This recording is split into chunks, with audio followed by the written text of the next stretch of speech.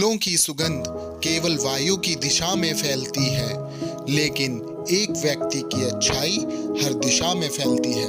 नमस्कार दोस्तों, मैं रवि इन सुंदर पंक्तियों के साथ आप सभी का अपने चैनल हिस्ट्रियोलिक पे एक बार फिर से स्वागत करता हूँ। दोस्तों, आज हम एक ऐसे समय की बात करने जा रहे हैं जहाँ से समय दो भागों में बांटा गया, और वह समय था प्रभु ईसा मसीह का जन्म। जी हाँ दोस्तों, ईसा मसीह ने ईसाई धर्म की खोज की, वह लोगों को जीवन का सच्चा मतलब बताया। शुरू करने से पहले जल्दी से दोस्तों चैनल को सब्सक्राइब कर दीजिए ताकि आने वाली वीडियोस आप तक पहुंच सके।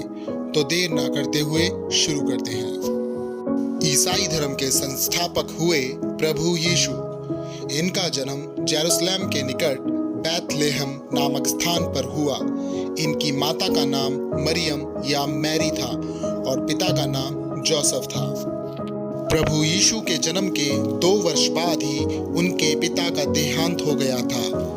उनका लालन पालन उनकी माता मरियम ने किया था।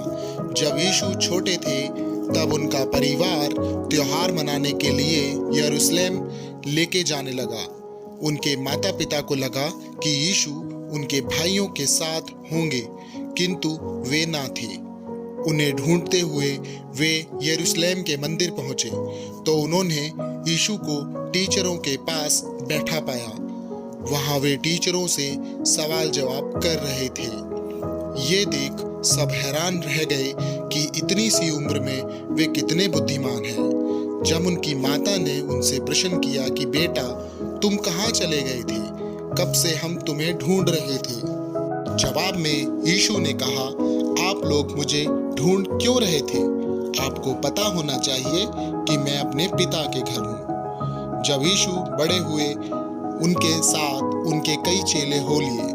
वे जहाँ जाते वहाँ चमत्कार करते। वे मंदिर को अपने पिता का घर मानते थे।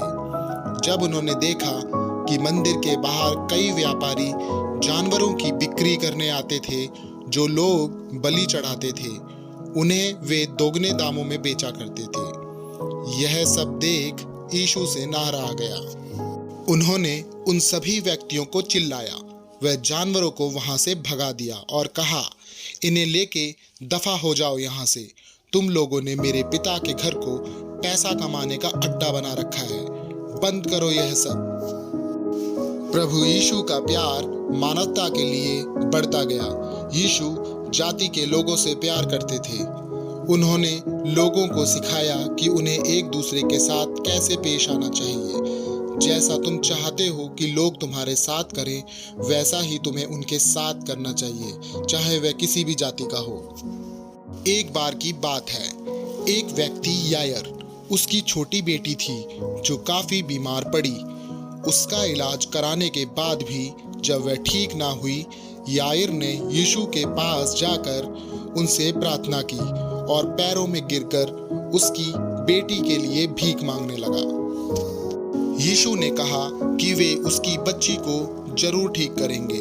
जब वे सब जाने लगे तो भीड़ में धक्का मुक्की होने लगी, जिस कारण किसी इंसान ने प्रभु यीशु को धक्का लगा। वे उनके शरीर से कोई शक्ति निकली तो यीशु ने पूछा, किसने मुझे धक्का मारा?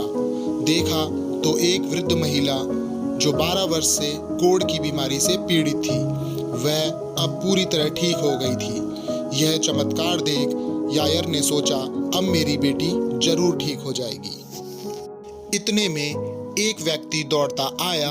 वह उसने कहा कि अब उसे यीशु को लाने की जरूरत नहीं है, क्योंकि आपकी बच्ची मर चुकी है।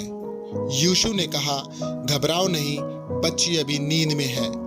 यह सुन कई वैद्य व लोग हंसने लगे। वे सब जानते थे कि बच्ची मर चुकी है। जब यीशु ने बच्ची का हाथ पकड़ा, वह कहा, चलो अब उठ जाओ। वह बच्ची खुशी के साथ उठकर चलने लगी। इस चमत्कार को देख सबके होश उड़ गए। ऐसे ही कई चमत्कार यीशु ने किए। यीशु ने कई जरूरतमंदों व भूखों को कई बार भरपेट खाना खिलाया। वे छोटे बच्चों से बेहद प्रेम किया करते थे। यीशु ने एक दिन अपने चेले से कहा, कि हमें पड़ोसियों की मदद करनी चाहिए, फिर वह चाहे अपना हो या ना हो। उन्होंने बताया कि एक बार एक व्यक्ति जो कि यहूदी था पहाड़ों से जा रहा था। उसे डाकुओं ने लूट लिया।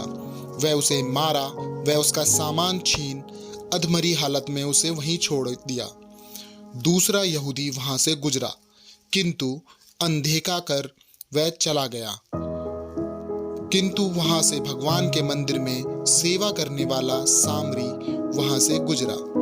उसने उसकी मदद की, वह पट्टी की। इस बात से प्रभु यीशु ने कहा कि जरूरी नहीं अपनी जाति को ही व्यक्ति मदद करे, इंसान को मदद हर किसी की करनी चाहिए। रोमन सैनिक वह साम्राज्य उनसे नफरत करता था।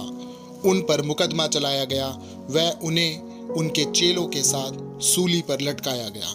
उस समय प्रभु यीशु के अंतिम शब्द थे, हे ईश्वर, इन्हें क्षमा करना, ये नहीं जानते कि ये क्या कर रहे हैं। और उनके शव को एक गुफा में बंद कर दिया गया और वे फिर से 3 दिन बाद जी उठे और अपने लोगों को शिक्षाएं देने लगे। इस घटना को ईसाई धर्म के ईस्टर डे यानी गुड फ्राइडे के रूप में मनाया जाता है। ईस्टर के 40 दिन बाद ईसा स्वर्ग चले गए। तो दोस्तों, ये था प्रभु यीशु का जीवन परिचय, जिन्होंने मानवता का पाठ सिखाते हुए प्रेम, भाईचारा व एक दूसरे की मदद को आधार बनाया।